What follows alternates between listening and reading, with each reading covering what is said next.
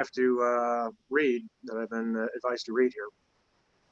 So the first is I want to make sure that we once again mention that we've confirmed with Town Council that tonight's meeting has been convened in accordance with the Governor's Executive Order 202.1, which suspends provisions of the Open Meetings Law to allow municipal boards to convene meetings via video conferencing. In accordance with the executive order, the public has been provided with the ability to view and hear the meeting. A transcript will be provided at a later date. I note that there's a quorum of the board right now for the meeting. Also, a link has been provided to the public where they can view and participate in the meeting. Carrie, would you be able to tell us when there's a member of the public? Do we have public meetings tonight? I guess not. There's nobody on here or no public hearings right now. Yeah, okay. And a video of the meeting will be made available on public access television and on the town's website. The agenda and all submission materials are available to be viewed on the town's website. Then in addition, one other quick note before we get into the meeting, and that is been asked to again remind everyone that Census 2020 is well underway. The census helps to determine funding for valuable federal programs such as schools, roads, healthcare, and public safety. Every household will receive a census invite in the mail that can be completed in less than 10 minutes online, by phone, or by paper questionnaire. Remember that spending 10 minutes on the census will help the town receive its fair share of federal funding for the next 10 years. So let's make everyone count by completing the census today. So thank you for that. For all of our viewers. And I guess we'll go now to our first matter on the agenda. And this is the ongoing application, informal appearance for the Chang Sperber application. This is in Random Farms. It's an application for a subdivision approval, site plan approval, tree removal and replacement approval, 49 Random Farm Circle, and actually 32 and 53 Random Farm Circle.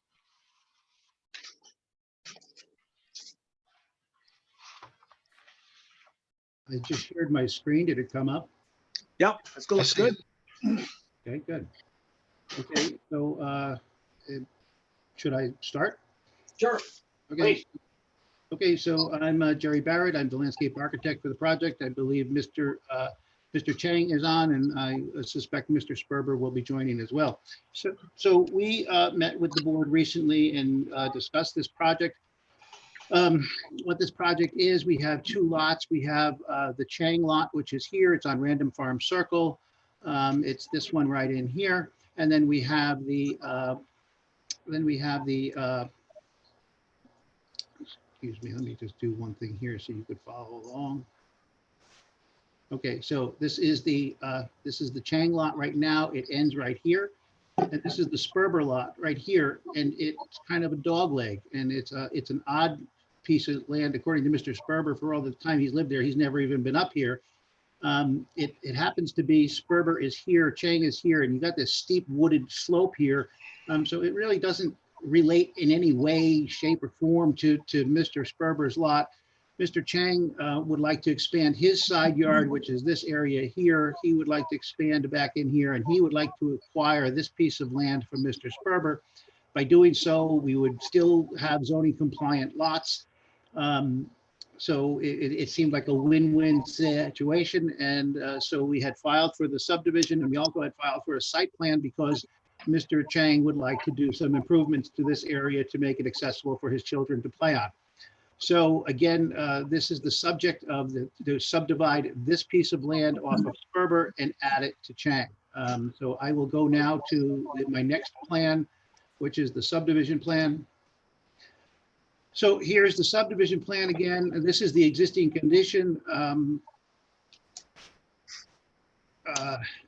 Mr. Chang is shown in yellow, Mr. Sperber is shown in blue. That's an existing condition after the subdivision is over. This will be Chang and this will be Sperber, and it actually seems to be a more regular layout, I think, from a planning point of view. Again, this is the subject right here. That is the subject of the area. It's about, I think it's about 9,000 square feet or so. That would be added. We've done zoning compliance charts for each of the lots.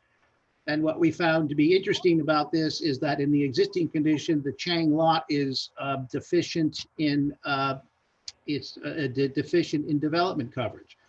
But we add this little piece of land here. The silver lining of this whole thing is all of a sudden he has a little bit more land, and all of a sudden he becomes compliant. So we thought that that kind of made it we're taking a situation that's non-compliant and we're making it compliant. I will move to the site plan next.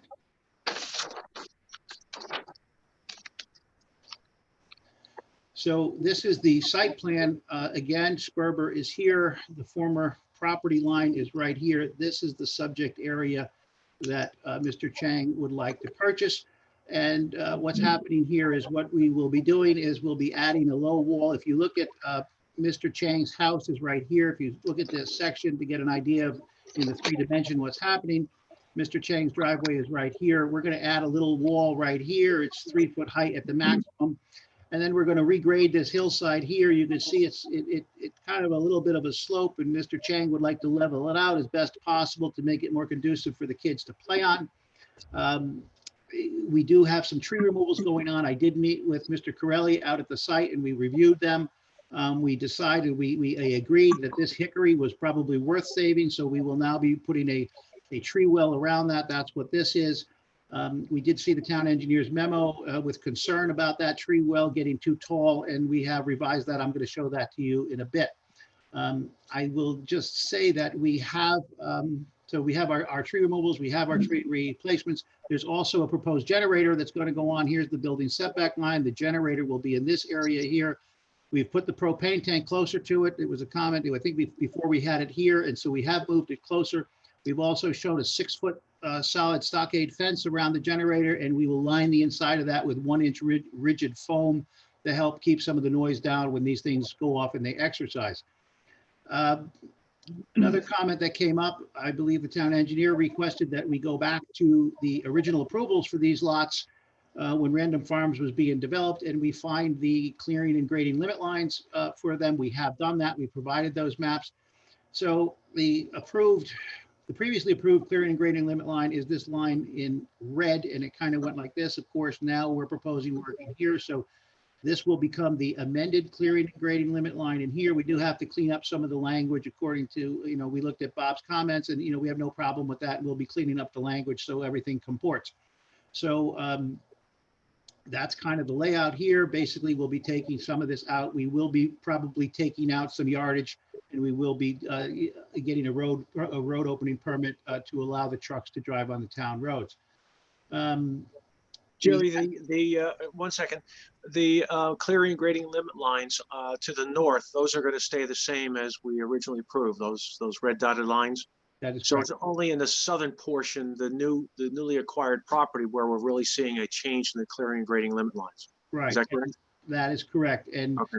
For sake of clarity, the town engineer asked that we take this piece of line here. That's part of our we'll call that part of our clearing and grading limit line for the new work, and then this will be labeled the amended the amended clearing and grading and limit line. So we'll be clarifying all the lines on the plan so it's clear for everyone. We looked at the tree removals and tree replacements required. Dennis did point out that we have this number 16. It should be 11. That's based on this here. We're taking out 147 inches, comes out to 278 caliper inches, and that comes down to about 11 trees. So that number 16 is wrong. It should be 11. We are proposing 11 trees. But there's actually 16 total trees required, but that's because the 11, you have to add 5 trees because we've got 40 shrubs that are going in, and that's the equivalent of 5 trees. So we will get that straightened out on the plan. But again, we had no problems with the comments that Mr. Corelli had on his memo either, and we could easily comply with that. I'll move on to our next plan. And this is our erosion and sediment control plan. you know, it's pretty standard stuff. We'll be coming in, we'll be doing the work, we'll be entering from the Chang driveway. All the work will be done in this area. All the vehicles coming in and out will be here. This is that tree well we talked about. We did do a slope map, and we determined that because it's gently rolling, not very steep, that it does not trigger the threshold that this project would require a slope permit. We are going to be having our engineer look at this stone retaining wall to make sure it comports with the requirements of the town for stone retaining walls. So it's pretty straightforward. Again, this was we have estimated we've got about 275 cubic yards of material that will probably be leaving the site. That translates to about 15 truckloads. I'm going to move to our next one. Before you leave this, Jerry, What would the construction sequence be on that, Jerry? What's the timing and how long would that be? Will we see the truckloads? Well, I think that, you know, and we'll certainly add a construction sequence narrative to this, but, you know, I think it will be, you know, they'll do a stakeout. They'll do a stakeout of this clearing and grading limit line. They'll get the erosion controls up. They'll call for the inspection to make sure that all the erosion controls are in place. The tree removals will take place. We're going to chip up all the trees on site, and we're going to leave it there because we'll be using the chippings to stabilize the soil while we're working. After that's done, the earthwork will be done, and basically, you know, they have to take this area out, and they'll rough grade it down. I would think it's probably 2 or 3 days with a decent sized machine. So I don't think it would be more than, I think within 3 days they'd have all the material out of there. Okay. A week the most. And you know, and once it's down to rough grade, if you will, you know, the tree well will get built, the stone wall will get built, the topsoil will get respread over the areas. Concurrently, the propane tank can go in and the generator can go in. And then once all that's done, then, you know, the plantings and the lawn can be reestablished. And so that's kind of how it would go. I would think the project is probably 1 to 2 months, maybe 6 weeks from start to finish, I would think.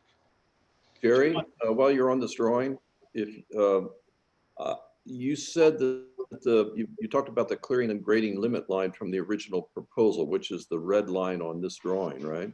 That's right. That line applies to the existing lot.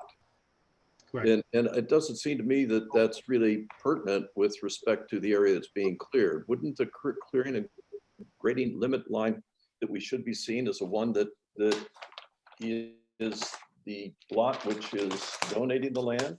The Sperber? No, the other one. Yeah, the Sperber property. But their line may not have gone across the driveway. I'm sorry? Would their line have gone across the driveway? I wouldn't. then I it would. should be disturbed. It seems to me that that's the line we ought to be looking at, because the line on the existing lot, it really doesn't apply here, right? I understand you'd be asking for an extension of the line, but I think that what we should be looking at is what is the existing clearing and grading limit line that applies to this piece of property that wants to be that is subject to this action. Okay. So that we would know, you know, what we're giving up and why we're giving it up. Okay, hold on, Tom. Let me try to find that plan. I thought you had the one for the Sperber property, or for the Cheng, no, for the Cheng property. It was the 1991 drawing. Yeah. So this one is packet. This there it is. Okay, good. Okay, so here's the one for Sperber. That's the one. Now, what's the so you can see it. I think it's this thing that they called hay bales. You see how it comes like this? Right. It goes, and I think it must. You know what it is? It's their tree line. You see there it is. It's labeled clearing and grading limit line. It's that scalloped cloud line, and it comes like this. So it's really right in here is what it basically was shown like that. Right. And, you know, nothing was here. There was nothing proposed up here. Nothing was ever done. So they basically cleared up to the road. Right. So I guess the question is, not really, we're putting it, the ask is for a new grading and clearing limit line on this, on the new lot that would be made from this, which is in that area where you're, Right. So this is Chang now, and it stopped Right. here. right. And yeah, so we're asking to extend it like that. So it's a net ask out of the whole thing. It's a net ask of how much land? You said, is it? I think it's about the lot itself 9,000, is 0.2 acres? say like 10,000 square feet, something like that. Okay, I mean, we could certainly, when we amend the plan and we get the labels on there the way Bob has asked, we could put those numbers in there, but it's about 10,000 square feet extra land right here. got it. Okay.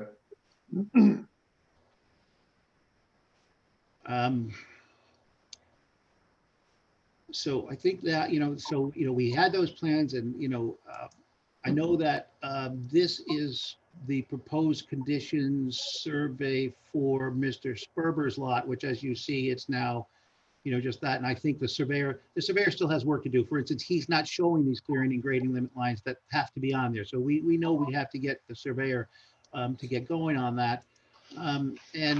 This was a plan that we got from the surveyor, and we just thought that there were a lot of problems with it, and we asked him, so we sent you guys an addendum, and we actually had him redo it to make it a little bit clearer, but it still has fallen short of the mark.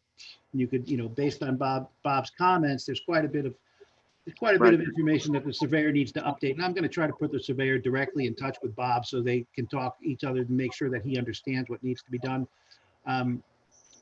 So we're going to be doing that. So we know that this map needs to be tuned up and we need to get it right. And again, we did go through Dennis's comments. We're okay with that. Bob's comments, I think, were pretty straightforward. And I did have a chance to chat with Bob earlier, so we're good on that. And we were good with Sabrina's comments, but I'm not, so Sabrina, if you could clarify comment 6 for us. We weren't sure that we were following you on comment 6.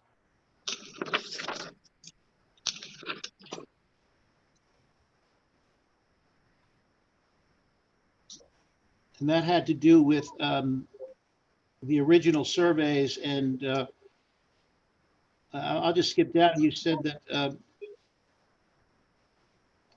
you were referring to the edge of lot 66, which is Sperber, as Right. the edge of the driveway. And I'm not just quite sure if you were you comparing it to the original Random Farm subdivision maps? Yes, I was. I was comparing it to the original Random Farm subdivision maps, and they did not seem to match.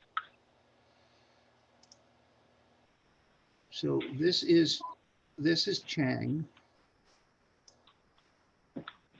And this is still Chang. No, that's Sperber. This is Sperber? No, this is Chang. What you're showing on your screen That's Sperber. is Sperber. All right, I'm turned around. Okay, so no, that's Chang. That's Chang. That's Chang. That's Chang. Yes, It's that's just right. that the 66. drawings keep flipping. 66 is the other This is piece, right? Sperber. Chang This is 60. This is Sperber. So, Yeah. And 66 is the piece that's going to Chang. right, I think in your So- memo, the 66 is Sperber. So the line for the driveway, Yeah, right here. in my memos, yeah, my memo says the line, let me see if I can give you an annotation here. The line for the driveway, I want to say it's here. It's not drawing. Hang on. Yeah, so did you see that blue arrow? Yeah. So I believe it's that this line and this line. I think this one and this one represent the easement, and the driveway is shown in here with the gradient on it. Yeah, the driveway's fully inside that 40-foot width. That 40-foot width, guys, that's actually property owned by the lot of 66. And that driveway easement is fully inside of that. It's not going outside of it in any way, shape, or form. Even on the survey, it shows it inside that 40-foot strip. which is all owned by 66. Sperber. Yes. Jennifer, will we have to see a change in the easement with this change in the property lines, the road easement? The No, chain, going on to that area? no, there's going to be no changes in the easement, as I understand. I went back and I looked at the original filed map, 22276, for Random Farms on sheet 3 is where it shows lots 66 and 67. And there's just a general notation on that plat that says that easements for utilities and access will be granted. And then there's a list of lots where access and utility easements will be granted from one lot to another, and it indicates from 66 to 67.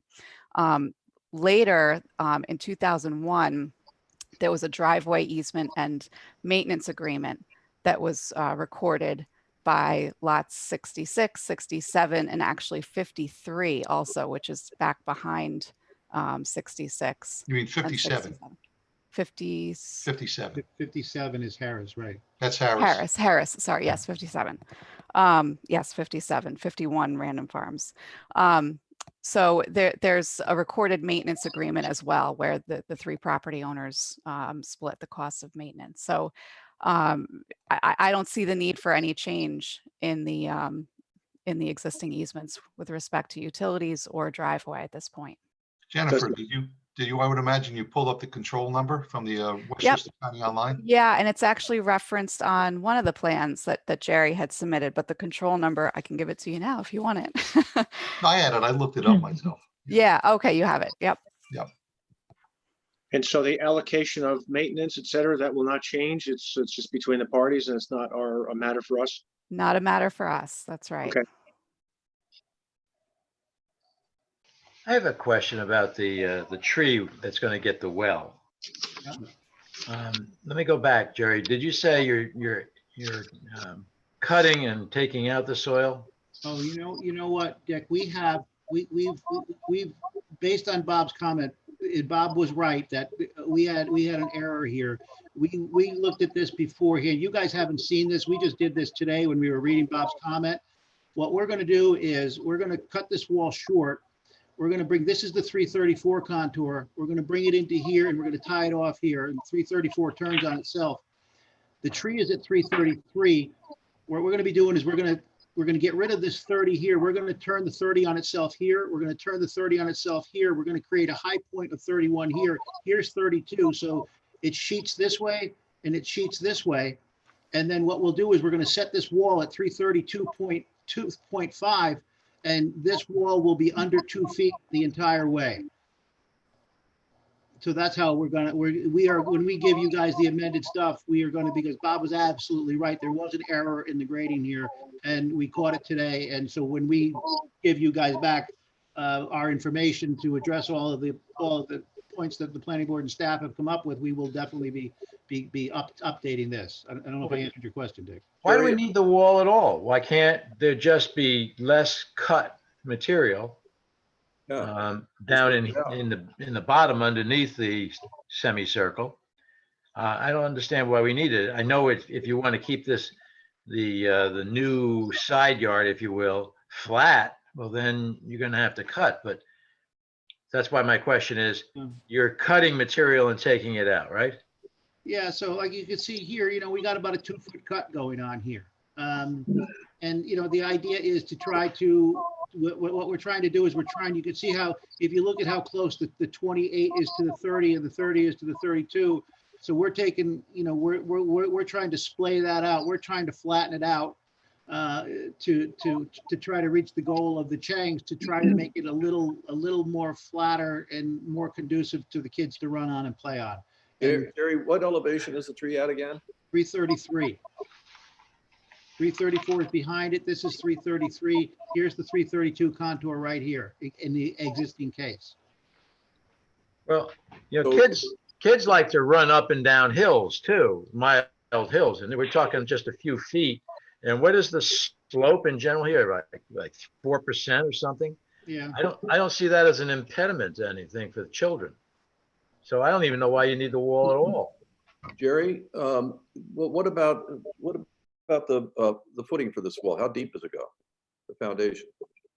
Well, this is a 2-foot wall. I would prefer not to go down to 42 inches because based on, I don't think we'll have to. Of course, I got to clear this with Bob, but I would almost like to do that as almost like boulders, so I don't have to go cutting in any more than I have to. Jerry, in general, Jerry, if that's like a dry laid stone wall and it's not a rigid wall with masonries, concrete, or like a reinforced concrete wall, you don't have to go down to frost, because if it does heave, it's going to be flexible in itself because it's dry laid. So if you make it dry laid with no mortar and grout, you probably, in all likelihood, could get away with a shallower foundation. The reason I ask is that this wall looks like it's circling half or maybe a little more than half of the perimeter of the root ball, and it looks like it's positioned outside the drip line, but still, I don't, do we know if this is going to be into the root structure when you put the foundation in? Well, that's exactly why when I was out there with Dennis, we kind of paced off where that drip line is, and that's kind of how we did it. We tried to get it outside of that drip line. I agree. These are always dicey. Sometimes we go through a lot of trouble to try to do these things, and then we find out in 2 years later that the tree didn't make it. So it's always kind of a roll of the dice with these things, I think. Well, if you don't go deep with the foundation, then it'll go more than 2 years, I would think. Yeah, I mean, Well, normally scrape where depends the on the top tree. roll- But I don't see the need for the wall. I think that Dick and That's Tom's another- point that, That's another point, Dick. the trees don't make it when there's disturbance. So I think that's really the issue. So whether it's a wall or just graded, stay away from the tree altogether and keep it as natural as possible and not disturb it. I think that's a win-win for you, because you definitely will get to keep the tree. And again, the wall is, I don't know how attractive that is in the middle of that space. Sure, That you create. To top Bob's comments off, I mean, you're gonna save money because you don't have to construct any kind of wall whatsoever, and you're gonna save cut material leaving the site. Well, without a doubt, there'd be a significant cost savings. I think that the Changs were, pretty, I mean, ever since we started talking, and Alan, jump in anytime you like. But I think that they preferred to make it a little bit flatter, to kind of play ball on, or whatever the kids will do on it. My experience with these walls, and we've done these, of course, many times, that things like this, site features, sometimes they're actually very useful in situations like this, that kids will hang out on them. Sometimes it becomes home base when they're playing a game. So I find that, they are attractive and they are useful in the landscape. Yeah, Jerry, I don't have any problem with the wall as an amenity. I could see why it would be, something that would be attractive and useful to have. But I'm worried about where it is relative to the tree. If one wants a wall for the purposes you're talking about, it could be in another place in the yard. Yeah, and the other thing is that I'm hearing is that 10,000 square feet of additional lawn, if you would, as opposed to wildness. I think that's a big ask, because this is a special whole development. Bob, what is it? Does it have any special titles or anything, or? Well, it's a conservation conservation stuff here. It's a conservation subdivision. Yeah. It's a conservation subdivision. Dick raises a good point, because I'm looking at sheet 1 in the packet, Jerry, which has the photographs on it. And the plan for Chang shows the red tree line is drawn in red, which I guess is the existing extent of clearing and grading. And it looks like it exceeds by quite a bit what was approved originally. Already it exceeds quite a bit, which was what was approved originally. And then if you add in the ask, if we were to take this on as a subdivision approval, and there was a lot which was configured to the one that's proposed, and you look at the ask for the clearing and grading limit line, I seriously doubt that this board would approve such a big ask for clearing and grading. it seems to me that it's already gone beyond what was originally approved. And then what's being asked is something that we wouldn't have approved if it came in as an original subdivision, I don't think. It seems like a lot of clearing and grading on this one piece of property in a conservation subdivision. Jerry, can you show us where the tree replacement, tree replacements are going? So what we're going to be doing is, I think that if you all, looked at Dennis's memo, this area here, this subject area, it's been used as a dump. Yeah. It is chock full of invasives and littered with downed trees and logs, and it's really a mess. Right. What we were going to do is clean that up, and then we were going to try to concentrate all of our new plantings down in this area to put that hedgerow back in for the Harris property and try to get it, in that area there. That was kind of the idea, to put the replacements there. And you also have trees at the other end and bushes, Jerry, for the, Jerry, can you give me propane tank and a generator. Jerry, what's the dimension from those trees you're going to plant at the Harris's house all the way back to the driveway? Yeah, from there to the driveway. How far is that? Here to here. How long is that? Okay, hold on. We're going to scale it. We got the map. Just a ballpark. From here, where we're putting the trees back to the wall. Give me a quick number.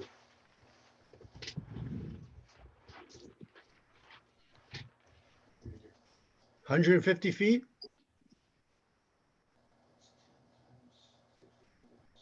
About 175 feet. Okay. I mean, so 175 feet is, 3/4 of a football field. It just seems like that's a big distance to tack on to what Tom and Dick were saying. I have to agree, if this was a proposal coming to us, I think the grading and clearing limit line would be half of that distance. Well, the other issue is a new that, proposal. and the other issue, I think, to Dick and Tom's point, and yours also, Greg, is, we also have an awful lot of lawn to the north, which is what we normally would approve. And I understand that this back lot is in terrible shape, but one of the things I'm thinking about it is whether or not we can introduce even more plantings, even in this lawns, just sporadically, just to give it a little bit more of a natural feel, not a junk feel that we have right now. I think whatever you do will be an improvement. But are we short, Dennis? Are we short on the tree replacement? Numerically, everything works. Actually, they were proposing strict numerics to put back more. And frankly, if this was coming to me just as an application for tree removal, some of these species, per the code, wouldn't even require replacement because they would be considered invasive. So it is, as you indicated, it is a bit of a trashed area. So that was sort of, I just wanted to lay that out, especially with some of the confusion I know, which Jerry will agree with, on the first go around, which the species that they were talking and the sizes, I'm like, was my first impression, wow, you're getting rid of all this, and that just was a mistake. It really didn't exist. This was, what I kind of wrote in my memo is more indicative of what we have here. The chairman's point and all the board members' points are well taken. I know that the Changs would really like to move this along. So I think I would, ask Alan if they could, consider maybe contracting this line a little bit more. Maybe we could add some more plantings and give it more of a natural thing with some trees. Kind of, maybe we could even just keep them off to the side so the center stays open in case you're throwing a Frisbee or something like that. But the whole, what's driving this whole thing is the rest of this yard. This is very tight in the backyard, and the front is just almost unusable. It's so steep. So this becomes the logical play area for here. I don't know how Alan feels about not doing so much cutting here. Maybe and trying to do a little less disturbance, but. I know that, he'd like to get this matter, moved along, and if there's a compromise we can make that can work for the Changs and can work for the planning board, I think we'd be willing to do it. Jerry, I have a question about the landscape plan, the trees that you are proposing at the end of the property next to the neighbors, next to Harris. Mhm. There's a black tupelo. What are those trees again? So the black tupelo is Nyssa sylvatica. It's kind of it doesn't get as big as like a red maple will or a sugar maple, but it's a really nice tree. It has kind of the growth habit of like a pin oak. You know, it has that pendulous kind of look. Right. You know, And they there's- kind of Right, and then there's a pin oak next to it. pin oak, and we went with pin oaks because the pin oaks hold on to those leaves. You know, even though it's wintertime and the leaves are brown, they hold on to their leaves through the winter, so it provides a little more buffering. The Okay, black so- tupelo, it's spectacular fall color. Okay, so here's really where I'm going with this. These are big trees, right? Well, yeah, they'll be considered, full-size trees. Yeah, so unless I'm mistaken, it looks like they are, it looks to me like they're too close together to survive. You're gonna lose a couple of those or one of them, or you're gonna end up with a tree or a couple which are just not healthy because they don't have enough room. And so, Okay. unless I'm wrong about that, I'd be happy to be wrong about that, but it seems to me I wouldn't plant big trees that close together on my property. That's a good point. Well, you know, a lot of times, Tom, what we do is we show things schematically, and we actually go out and we actually spot every single tree when we plant, because there's no substitute for being on site and seeing that, but we could certainly spread them out more. The other thing is, I think what we were trying to do there, we were trying to create, I think, kind of like a denser hedgerow, if you will, to provide that element of which is not there now for the Harrises. They kind of look into that junk pile now. So we were trying to do that, but we could certainly spread them out. Sue, what do we have now? Yeah, your point's well taken. They're about 10 feet apart, and 10 feet apart for the spruce trees actually works well. We found that it does create a nice hedge in about 5 years. So we could certainly spread out the deciduous trees and scatter them around a little bit more. Well, and I would also suggest along those lines that you scatter them about and perhaps move them a little bit more to the north. And also, I think a recommendation for the applicant to consider is don't be bound by the numerical requirement. Go beyond that. You're going beyond what we normally do in a conservation subdivision. So perhaps as part of the trade back and forth here, we see a little bit more aggressive planting toward that north end and maybe in some other areas, as a trade-off. My understanding is that you've certainly met the requirements that Dennis has set forth and looked at, even though these are invasive trees. But it might be helpful to see something a little bit more, again, spread out, not just bunched down there to Tom's point. I think that's an excellent point. We're looking at this both short term and also long term. So that would be just a thought, for consideration with the applicant. And I was out there today after the hailstorm, and I couldn't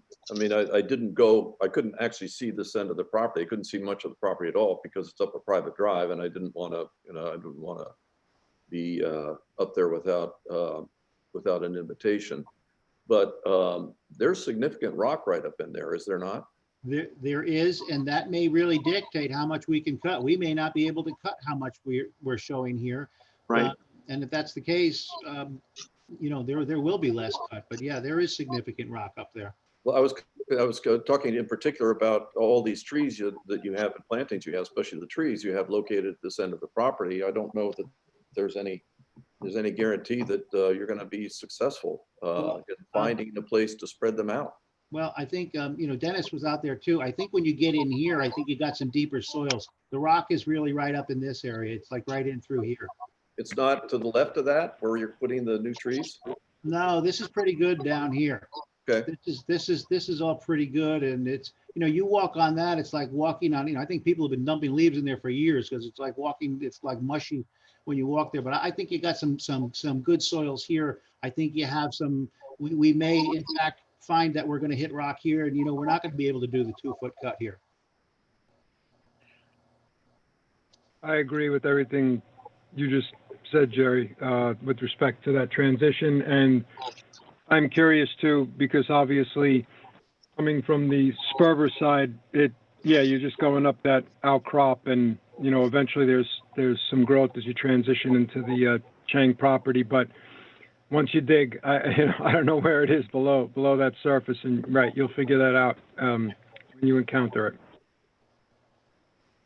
I think, before the next meeting, I suggest that maybe what we should do, before we refile our information with the board, why don't we go out there and we'll poke a hole and we'll tell you what we can do. And for all we know, we're not going to be able to cut 2 feet, and that might bring us right back to what Dick was saying, that we're going to keep it pretty much what it is. But we won't know until we put a shovel in the ground. Mm-hmm. Okay. Well, I like that. yeah, but before you go, from my point of view, before you go too much further, I think there's a much bigger issue that the board ought to be considering here. If you look at this lot as it's being proposed with regard to its, again, the grading and clearing in this conservation subdivision, and you were to project that this is one lot of many in this subdivision, and if you were to project that, okay, we would approve this much clearing on every lot in this subdivision, right, because we're approving it here, it seems to me that would be a mistake. I don't think we would ever do that. And and I don't think we should do that. And if part of the argument to do this, I understand, flat area to play and all that, and for the children, and I understand that, but that's a decision one makes when one buys a piece of property. So the other consideration here is that it just seems to me that if the argument is that, well, it's a mess and it needs to be cleaned up, and we're going to clean it up, but you need to do all these things for us. I'm sorry, it's not. It's the property owner's responsibility to take care of his property. It's not our responsibility to grant them extra consideration in developing the property in order to essentially take care of their property they should be doing to begin with. So I'm having problems with this whole application. The only way in which I could see finding a way to give the ask for clearing this part of the property is taking the another part of the property, like the part which is where it says NF Chang, that part of the property, and do significant restoring on that slope. I mean significant, all the way up to the walk.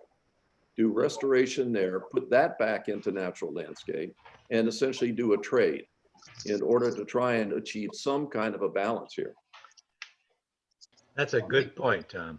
Maybe that could be something, and Alan, feel free to jump in, but I think that is a good point. Maybe we can do that. Maybe it's a combination that maybe we do something here. Maybe this gets pulled back to here, and we make these numbers balance a little bit better. The other thing we can do is we can let's say we pull this line back to here, and then maybe then this gets restored to a natural area, and then maybe what we do is we step it down to kind of like a no-mow area that we do on many ones. It's kind of a natural one, and then it goes to lawn. So there's different ways that we can do it to make it a little bit more natural, and try to balance those numbers for how much of the ask that we're asking the board, and then what we can give back to try to balance it out. Let's just remember that the property is already not in conformance with the original grading. The existing piece of property is not in conformance with the original grading and clearing limit line. And if there was a proposal to come in and say, I don't know, put in a swimming pool somewhere, and we saw that and we've done this before, that the lines had been violated already on other projects, on other applications, we've required them to come back and to restore. And so there's restoration that should be done anyway on the existing property, let alone consideration of expanding in the new parcel that's proposed to be added. Well, and Jerry, I agree with everything Tom has said, and I think doing something in the front yard makes a lot of sense for a trade.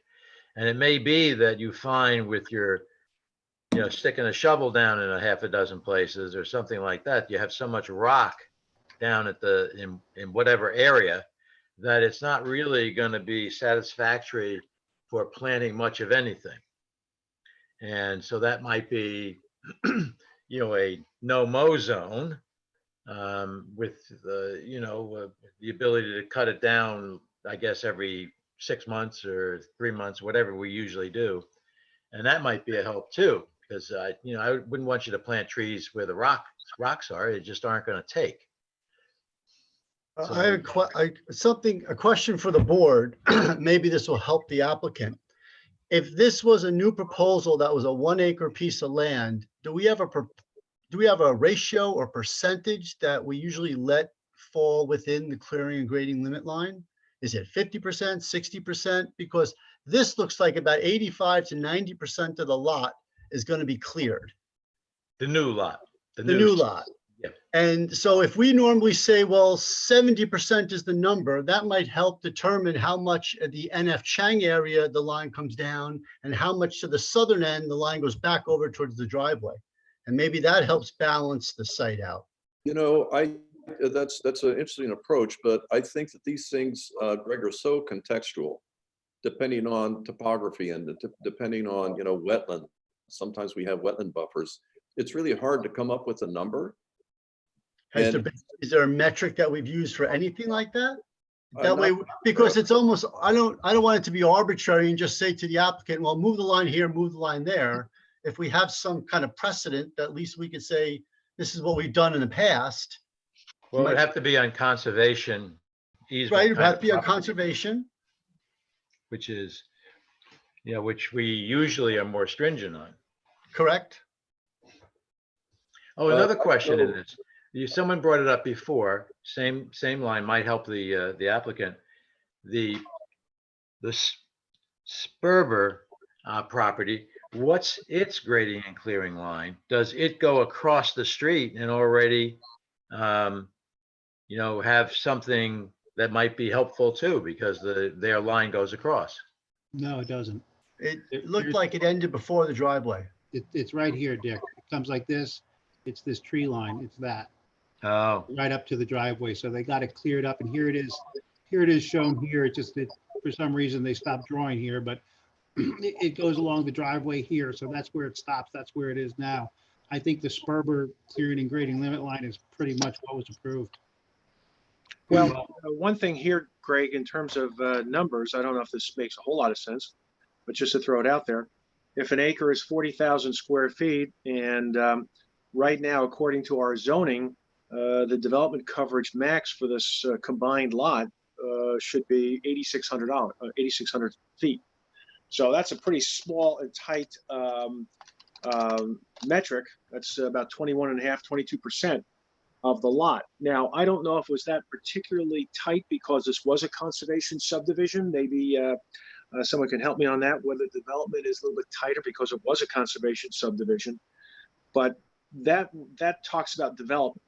Now, whether or not we want to talk about this lawn as being something that's development, if it sets of quotes, obviously it's not a structure, but in a way it's going to function, it's kind of close to development in terms of the impact to what we have there. So again, I agree with Tom. I think every single one of these has got special considerations, and I think the board has always worked with those. But in particular, we have looked at subdivisions and applications since this whole subdivision was made and built. We've looked very carefully at other applications for pools and accessory structures, and we've been very, very tight with exchanges in terms of space. And this really would be an anomaly in comparison to some of the work that we've done in Random Farms. This would really stand out. I mean, to Greg's point, 85% cleared. I don't think we have another one like this that we've seen.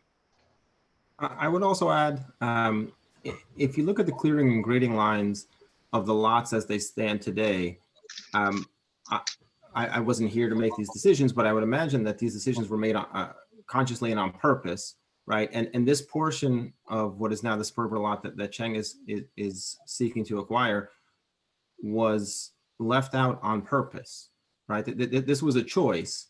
And to someone's point earlier, it might be junky now, but it was left out of the clearing and grading line on purpose. And now the mere act of the subdivision and annexation of this portion of the lot doesn't in itself merit what seems to be an incredibly high percentage of clearing and grading. And so I think that the history of the sites should inform some of this decision making. That said, I'm the type of person that likes to get to solutions and not just no. So I really am supportive of the idea of finding a way to get to yes here. And if that means some sort of trade with the front yard, that's really interesting. It sounds like there needs to be some additional thinking on the part of the applicant as to how to get to a point where there could be a way to move forward here. I agree. Yep, couldn't agree more. And I think at this point we've given, I think, the applicant some ideas in terms of what we think might be a successful resolution. Working some of that landscape to the north on the hillside, restoring that back to more of a natural, maybe sliding some of the lines back from the south further to the north.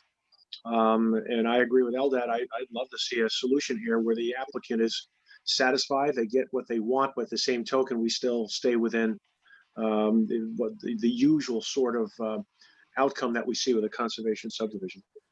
So I don't know if we can beat it out anymore. We've given Jerry and the applicant some information here. I think it's up to them to come back with something. And Jennifer, and Sabrina, do we have to schedule a public hearing on this application? I cannot hear anybody. Yes, you do need to schedule a public hearing. On the re-subdivision portion of it, you do have the option for waiver of jurisdiction. That's on the table if you want to exercise it, but otherwise a public hearing is required for the re-subdivision. Okay. The site. Well, I don't see any purpose in waiving it, frankly. Yeah, well, I think given all the discussion that you've had regarding this, I think you should have a public hearing, particularly given, the pandemic that's going on and making sure people have an opportunity. So. Yep. Well, Jerry, does that sound agreeable to you? What we can do is schedule a public hearing. I think it was all constructive what the board has offered, and I think we can certainly go back and take a stab at it and come up with something that I think we can get there. So I'll sit down with Alan and we'll go over it and we'll get some sketches together and maybe even run it by staff before we before we refile with the board, just to make sure that we're all on the same page. Seems to make a lot of sense. Okay. And I would add that, I really appreciate the Changs getting this parcel for one of the major stated reasons, which was to bring them back into compliance with their overall property. And I think that's, that is a benefit to the conservation approach that we had for the, for the whole place, that we may potentially have some more land that could be used in another way. Good. So what should we schedule the public hearing for, Jerry? I know we have a June 21, which you have to have stuff material in by what, May 22nd before the holiday.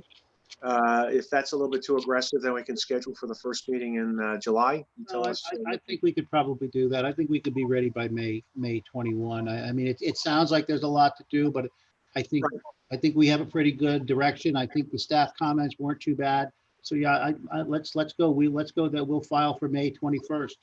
Can I just correct that? It's a May 19th meeting and the submission deadline is April 27th. No, this is June. This will be a June meeting. Oh, you're saying May. Yeah, no, there's no way we'd make it for. No, it'd be the June. Oh, Yeah. May So filing for June. It's a Wednesday meeting in June. That's the tax one where we get moved from Tuesday to a Wednesday. It's the second one in June. June 17th. Right. May 26th is the deadline. Okay. Yeah, we could definitely do that. Okay. Good. So we'll see you then, and we'll schedule you for a public hearing then. Okay, thank you very much. Okay, thanks.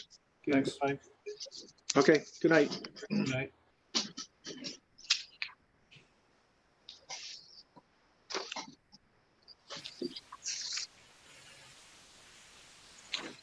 Good evening.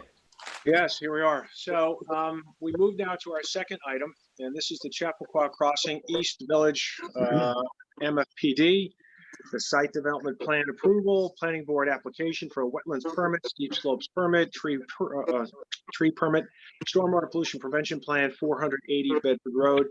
Before we get into this, I want to just for a second have Les talk to us about some of his plans. Thank you, Bob. I appreciate the opportunity to address the planning board this evening.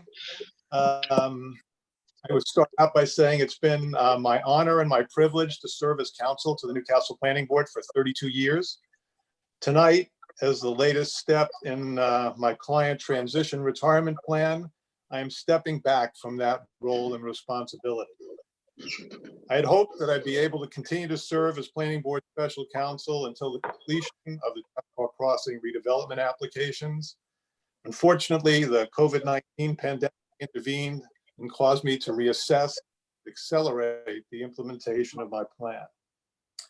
I spoke with the chair, Bob Kirkwood, and Jill Shapiro, the town administrator, about stepping back and being replaced by law partner Clinton Smith. The town supervisor spoke with Bob Kirkwood, and the transition plan was reviewed and accepted by the members of the town board. I can assure the planning board that you will be in good hands. A former town supervisor and town attorney, Clinton has been involved with the Chappaqua Crossing project since its inception. Clinton will also assume responsibility for the Singh and Bukowski applications, matters which involve conflicts for town council. Clinton, and through Clinton, the board will continue to have the benefit of my experience with and knowledge about Chappaqua Crossing and the other transition applications. I am stepping back, not stepping out. I will continue to serve as a partner at McCarthy Fingar and continue to provide Clinton and the board with whatever backup is necessary as the transition applications proceed to their conclusion. Therefore, it is not inconceivable that I will again appear before you at a future meeting. Nevertheless, I would like to take this opportunity to express my profound gratitude to members of the planning board, past and present, and town staff, past and present, for their support and the confidence and trust they placed in me. The town of Newcastle is extremely fortunate to have talented and dedicated public servants. Over the past 3 decades, the planning board has been an extraordinarily effective steward of the land development process. Using their experience and expertise, the planning board has added great value to countless projects. Chappaqua Crossing is a prime example. In doing so, the planning board has carefully balanced the rights of property owners with the interests of the town and its citizenry. During my tenure, I do not recall a single decision of the planning board being judicially overturned. Looking back, I have so many fond memories of my work with the planning board. However, I will never forget that my first meeting as planning board counsel was nearly my last. During my interview for the position, the town board wanted assurances that I would not be intimidated by a certain prominent applicant's attorney, who in the town board's view appeared to be exerting undue influence over the planning. Not surprisingly, that first night, I had an encounter with the attorney in question. We argued over my right to request private planning board to provide advice to counsel on an issue raised at a public forum. The next morning, town attorney Larry Diddleman asked me whether I encountered any problems at the meeting. But before I could answer, he told me that he received a call from the attorney in question demanding that I be fired. Obviously, I survived. And over the years, the attorney in question and I developed a mutually respectful professional relationship that ripened into a genuine friendship. I am pleased to say that there are numerous examples of similar relationships and friendships that I have built with board members, applicants, counsel, consultants, and staff during my tenure. But above all else, my dedication and loyalty to the planning board was paramount. Thank you for the opportunity to be of service. Well, thank you for Thank being you, who Les. you are. Well done. Thank you. Thank you, Les. Thank you. Okay. Here we are. I think it would be appropriate at this point, a little bit different from what we normally do. I think it would be important at this point. Sabrina has prepared a memo, and I think it would be very important and appropriate at this point if, especially the first couple of paragraphs of her memo, we really consider that to be very important. And I think it really establishes the roadmap to the applicant to the final finish line before we run out of lawyers and get this thing finished. So, Sabrina, why don't you run through the first couple of paragraphs of your memo, because I think those are very, very important. Okay. Hang on a second.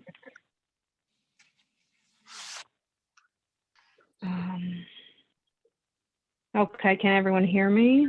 There's a lot of feedback, so if you are not talking, please mute yourselves either on your screen or on your phones. It'll help the feedback.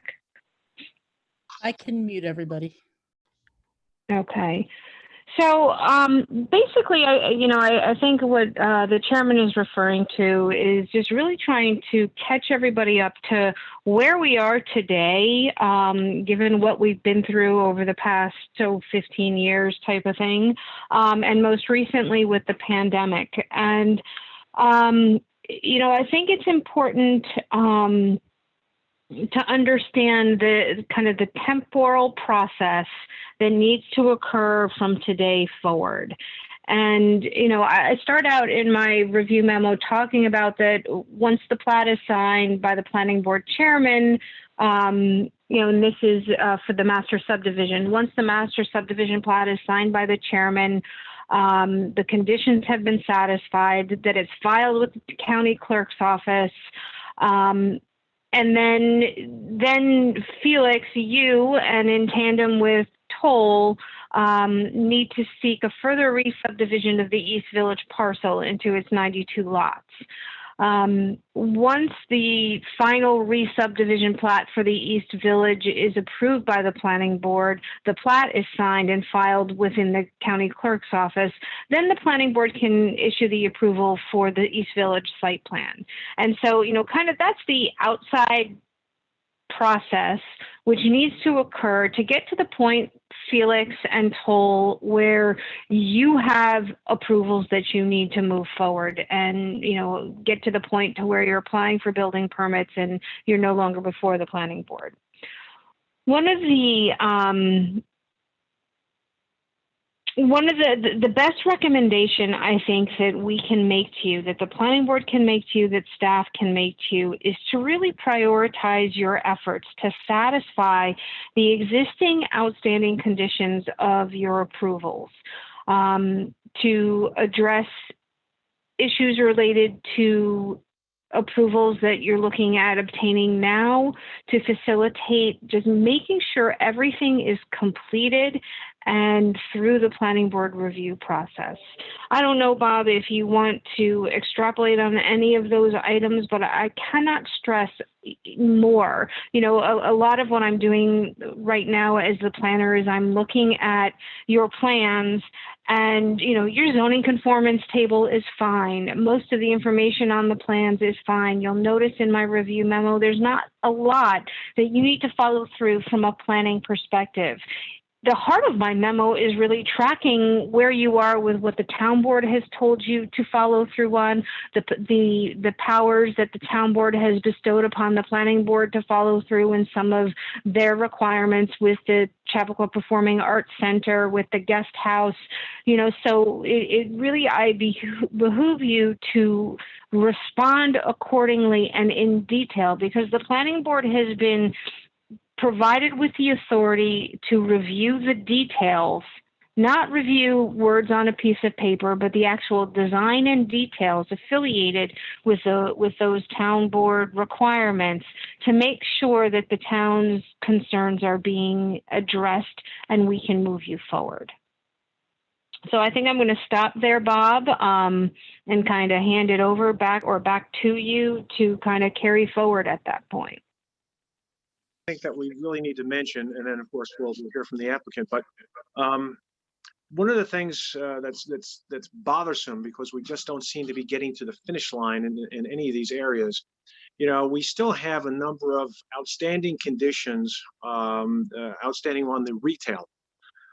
Some of these are technical, some are not technical.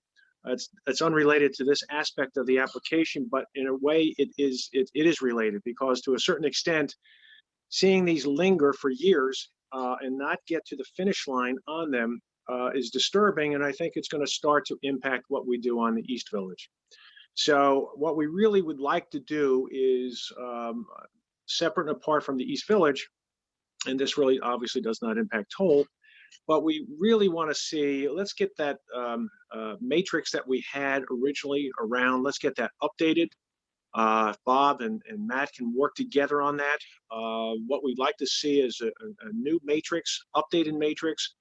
And the bottom line is, before the next time we meet, we really want to see an ETA on completion of those long outstanding items. Some are technical, some are not technical, some are legal. Give us an ETA, give us a schedule, let us see where we are. Let's get finished with that, so that we don't have these things linger. It's just not good. We understand, we've worked with you folks. We've worked through the TCOs, with the town board. We got you open, those kinds of things. But these issues need to be wrapped up, and they need to be concluded. And again, you'll see later on, I think it's really having an impact in terms of the way we will look at East Village in terms of conditioning various and sundry things. So that's one issue, and we'll put that later on. We'll talk about it, because we really want to set forth a schedule echoing what Sabrina's stating. We really want to get you guys finished, and we really seem to be tugging and pulling you guys along to get you finished. So please, it's in the spirit of getting you guys across the finish line, getting us all across the finish line, and having this thing finished. So that's one issue. I think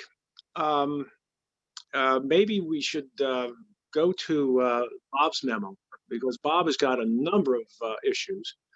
I think the count, according to Bob, I think there are 38 items. Some are minor, some are technical, but I think the totality of them is something that is something we need to talk about. So Bob, why don't you, I don't think it's necessary to go through every single point, but I think it's important for you to emphasize those that you think are critically important and need to be addressed by the applicant in order for us to make meaningful progress on the application. Okay, thanks, Bob. Basically, I outlined my memo. ST1s are all stormwater. They're not significant, but they should be done nonetheless. I'm going to key on 3 or 4 important ones I believe are very critical to get done and get move forward on. And the first one I'm going to stop on is GC7.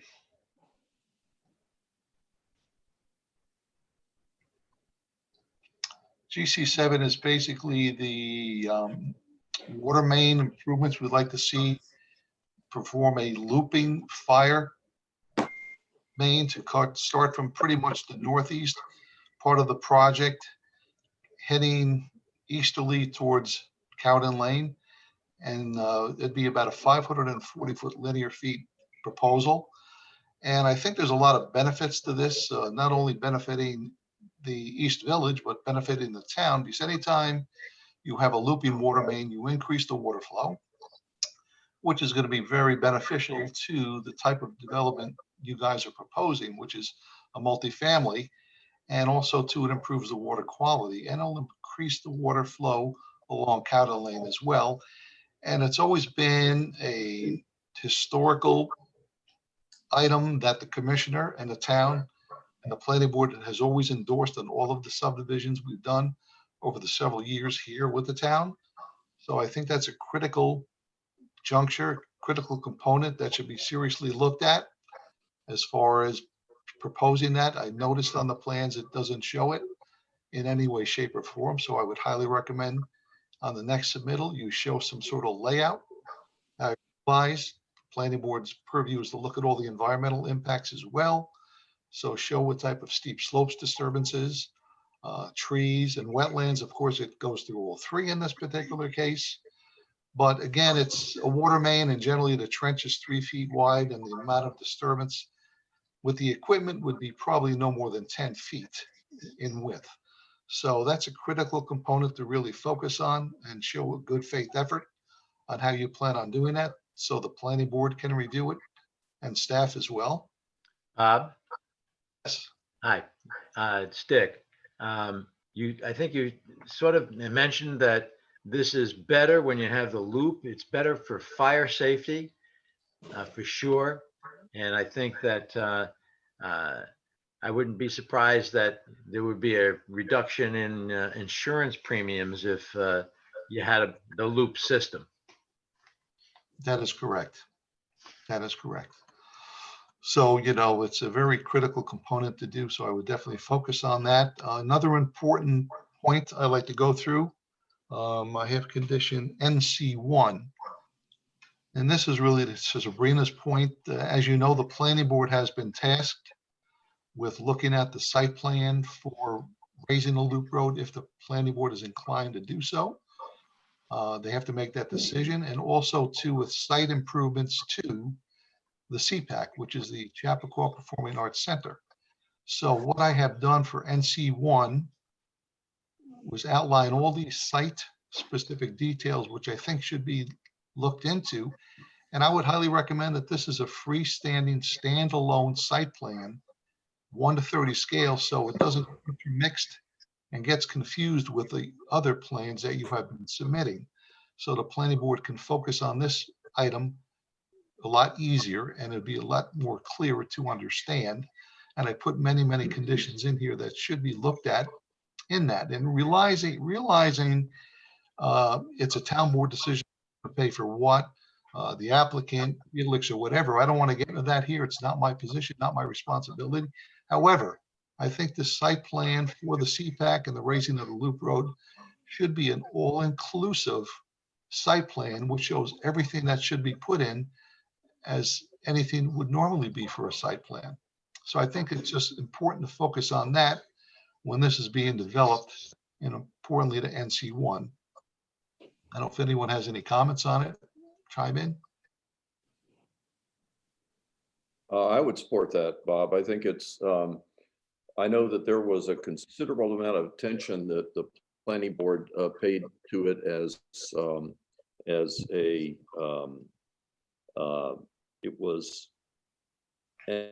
spin-off of, I think, Bob and I being part of some committee where we were sort of helping out the town board in looking at the property and trying to figure out, well, what would be appropriate from a site plan point of view for that particular piece of property and its adjacent relationships to parking and roadways and so on.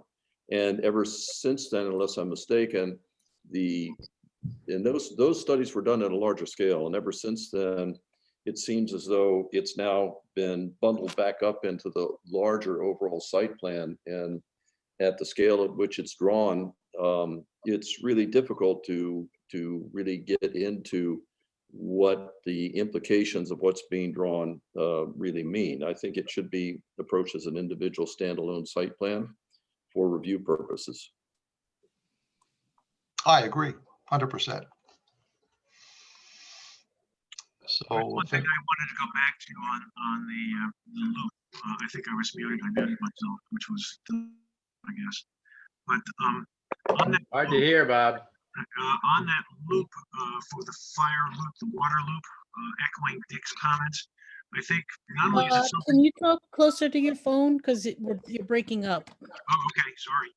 One of the issues on the fire loop going down to Cowden Road, one of the things that I thought was especially interesting it runs as a benefit to both the East Village as well as to the town in that, the volume of water, when we traditionally do this, the volume of water, the pressure, et cetera, is increased. And since we are dealing with a fairly unique development here in Newcastle, in that we have clustered homes and a number of units, in the event of a fire, we certainly want to see that extra volume and that extra protection available. So I think it would be very, very important for us to follow the recommendation of the DPW commissioner, who apparently is very much in favor of seeing this loop to the County Road. So again, I think it's important to establish that it's not just that we're being unilateral about this and capricious. There are really some good needs. And first of all, it enables us to clean the water so it doesn't get dead as it sits there at the end of a loop. So it helps the DPW clean and keep the water clear. And it also increases the volume and pressure, which is a fire safety issue that Dick mentioned before. So I think it's critically important. I know we've talked about this a few times, and I know there's been pushback on it back and forth, but at some point, we really have to see where we are on this. And I think there have been some conversations with DPW and staff, but I think you're going to find that the board is really looking to see this done as we've done with other developments. Say, Bob, can we find a way to fix your sound? I'm having a hard time hearing you. Do you have your computer mic on, or are you you speaking through your phone? I'm speaking through my phone. Okay. Which apparently is not so good, huh? Well, that's better right there. I don't know what you just did, but okay, thanks. Okay.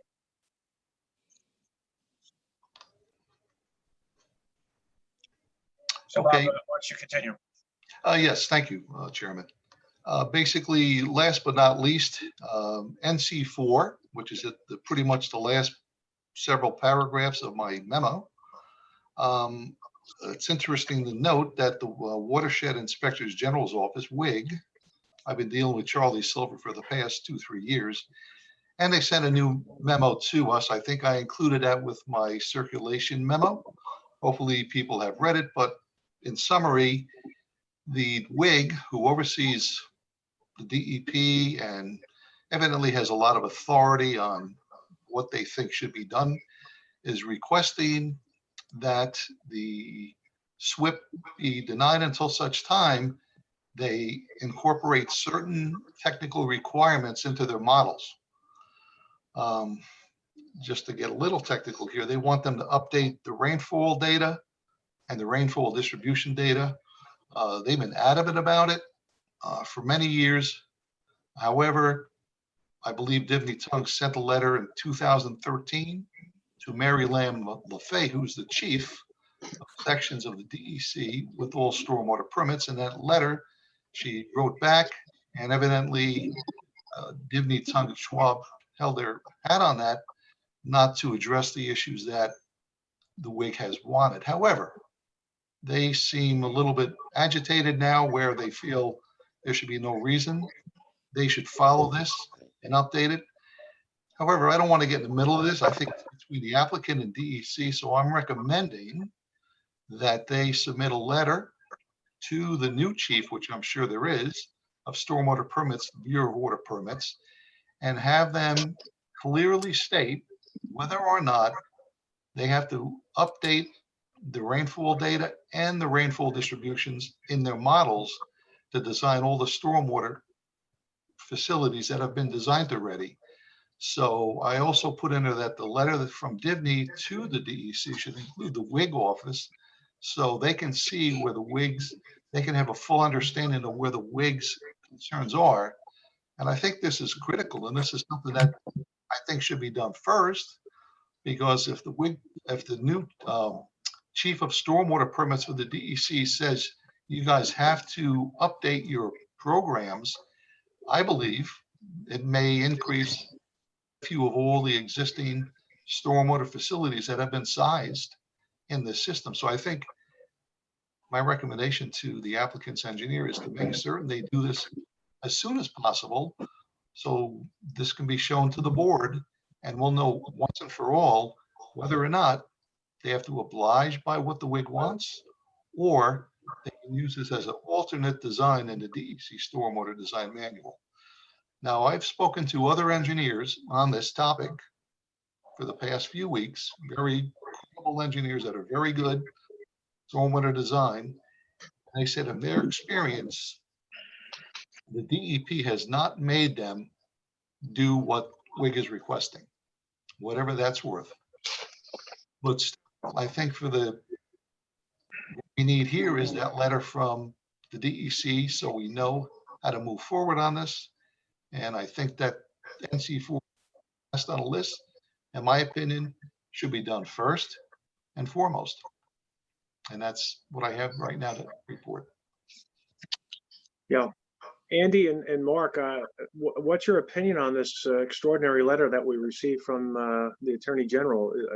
Our take was that it's kind of a showstopper until you get that resolved. We hate to see you guys waste more time, treasure, and effort until this is resolved.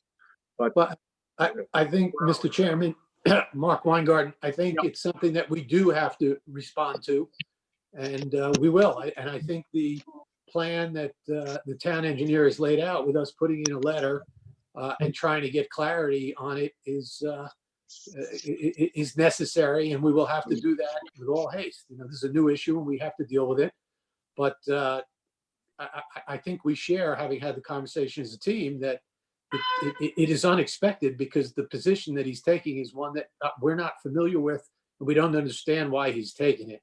So I think we are going to try and get an opinion, but the town engineer is correct. We need that sooner rather than later because we just need to know how to proceed. Right. Okay. And just a small clarification, Mr. Chairman, Andrew Tong here. Sure. It was the Watershed Inspector General, not the state attorney. Right. Correct. Right. Thank you. Okay. How would you like to proceed? Are there any additional information you'd like to present this evening? Yeah.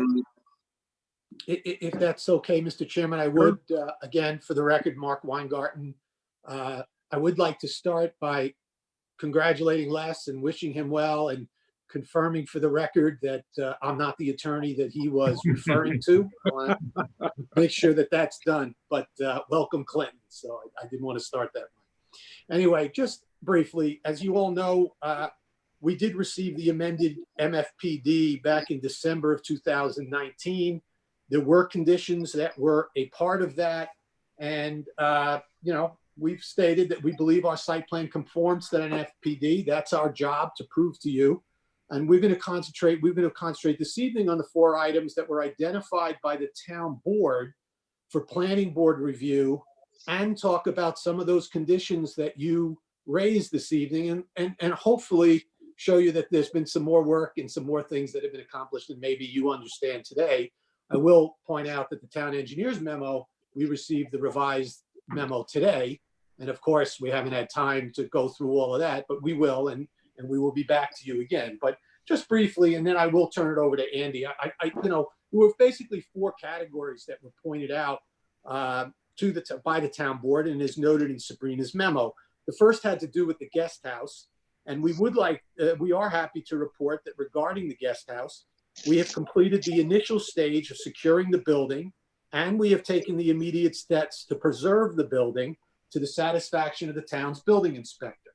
We have also hired Stephen Tilley, a well-known expert architect in the world of historic preservation, and they are busy working on the plans. So we think a lot of progress has been made on the guest house. We understand what our obligations are, and we look forward to fulfilling those.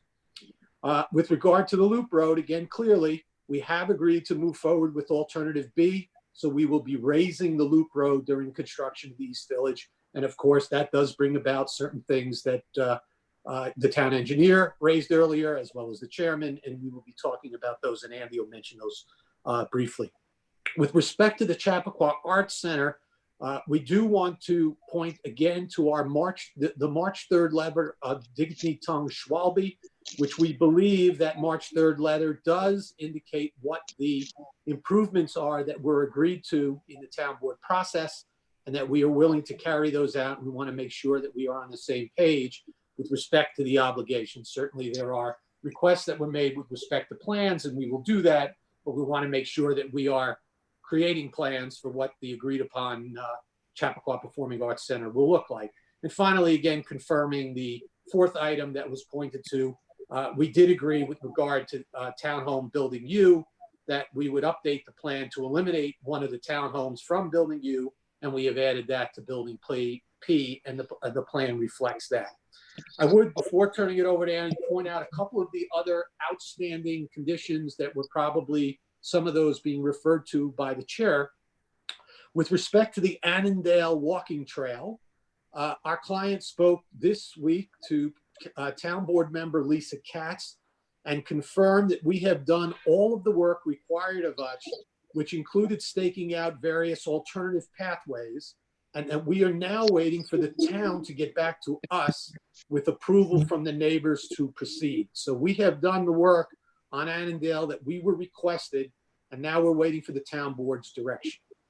Second, there are some legal documents that were referred to, which the town, we are telling you this evening that we expect to have finalized in draft for submission in the next 30 days. Specifically, we are talking about the conservation easement for parcel F, the declaration for the walking trails. We have had a little bit of issue there with the meets and bounds and trying to figure out how to do that without people being able to visit the site, et cetera. But we think we're in position where within 30 days, we can have a draft of that declaration, which will show where those walking trails are.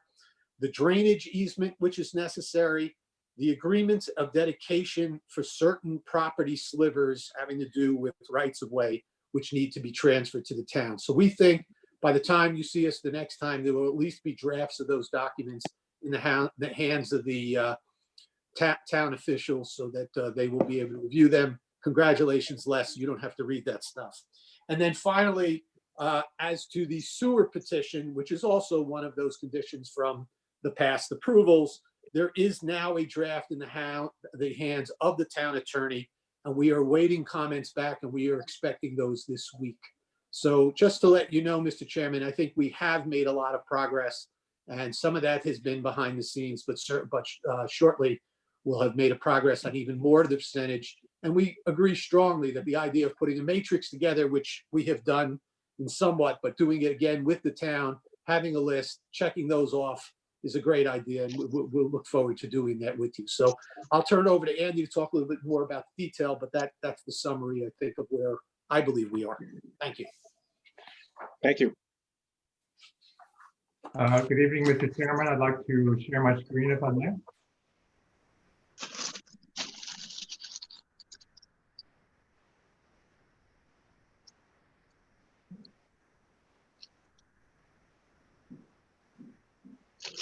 So as Mark mentioned, the last time we were before this board was for the approval of the final master subdivision plat. Sorry, have I not muted? Can you hear me? Yes. Okay, sorry. Final subdivision plat, which created the East Village parcel of 32 acres. And the enlarged auditorium parcel or Chappaq parcel of 1.1 acres, which show on this plan that represents the approved and amended MFPD, PDCP as approved by the town board in December. Our goal here in our resubmission of the site plan for the East Village is to track that plan and particularly to focus on the 4 areas mentioned in the town board resolution, which Mark has already reviewed. We did receive those being the guest house, the front of the Chappaq, the Loop Road, and Building U at the north end of the East Village. We did receive Bob Cioli's memo today and can certainly address those matters, including the preparation of a separate plan that shows the Chappaq and Loop Road improvements in one place so that can be understood, more readily understood. In terms of the guest house, as Mark mentioned, Stephen Tilley has been engaged as a historical consultant His report, he did get out to the site before the lockdown began. His report is in process, and he should be able to present those findings, particularly as to which components of the house can be preserved and how best to design the exterior renovations to be in keeping with the historical nature of the site and of the house. That information will go to Toll's architects, and together they will prepare the drawings for review by the planning board to make sure that the town board's intention is carried out. In terms of the Chapac improvements, the town board resolution included specifically this diagram that shows the site improvements at the front of the auditorium, including rebuilding and relocation of the stairs that currently exist at the edge of the roadway, the reconfiguration and repaving of the front entry area, and the connections back to the office parking on the other side. Those improvements were included in the set presented to you or submitted to you in February, but we will be repackaged with the loop road that exists directly to its north so that those can be seen in coordination. The loop road, as Mark mentioned, we spent a fair amount of time last fall with the planning board discussing the potential raising of the loop road, and we maintain that in our plan such that the road, rather the wall along the east side of the loop road is effectively lowered. And for the benefit of all the drivers in Chappaqua Crossing, that alignment now is evened out so that you no longer have this dip in the center of the road as you go from north to south or south to north.